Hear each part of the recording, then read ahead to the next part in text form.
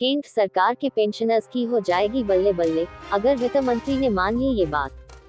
केंद्रीय कर्मचारियों के डीए और पेंशनर्स के डीआर पर जल्द फैसला होने वाला है। उम्मीद की जा रही है कि जुलाई के लंबित डीए और डीआर को लेकर सरकार की तरफ से अक्टूबर में फैसला किया जा सकता है। लेकिन इससे पहले railway senior citizens welfare society (RSCWS) ने हाल ही में सरकार से पेंशनर्स की शिकायत पर संसदीय स्थायी समिति की सिफारिश को लागू करने की गुजारिश की है। वित्त मंत्री से हाल ही में एक ज्ञापन के जरिए RSCWS ने कहा कि पेंशनर्स की शिकायतों पर संसदीय स्थायी समिति ने अपनी 110 रिपोर्ट में सिफारिश संख्या 3.28 के तहत सिफारिश की थी कि समिति का विचार है कि सरकार को पेंशनर्स की एसोसिएशन की मांग पर विचार करना चाहिए।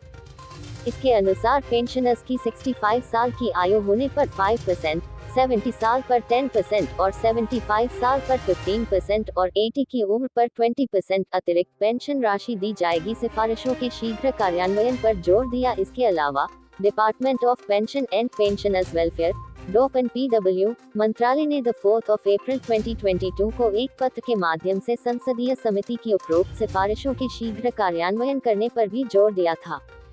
RSCWS ने यह भी कहा कि सरकार 65, 70 और 75 साल की आयु से ज्यादा वालों की पेंशन के लिए उपरोक्त सिफारिशों से सहमत प्रतीत होती है, लेकिन अपने वित्तीय निहितार्थ के कारण इसे लागू नहीं किया गया। इसलिए यह अनुरोध है कि उपरोक्त सिफारिशों के आधार पर लागू किया जाए।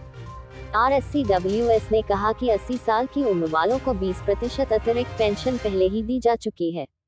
ज्ञापन में कहा गया है कि पेंशनर्स को खराब स्वास्थ्य के कारण बुढ़ापे में भरण पोषण की बढ़ती लागत, सामाजिक पारिवारिक जिम्मेदारियों के अलावा दवाओं की बढ़ती लागत के कारण परेशानी उठानी पड़ रही है।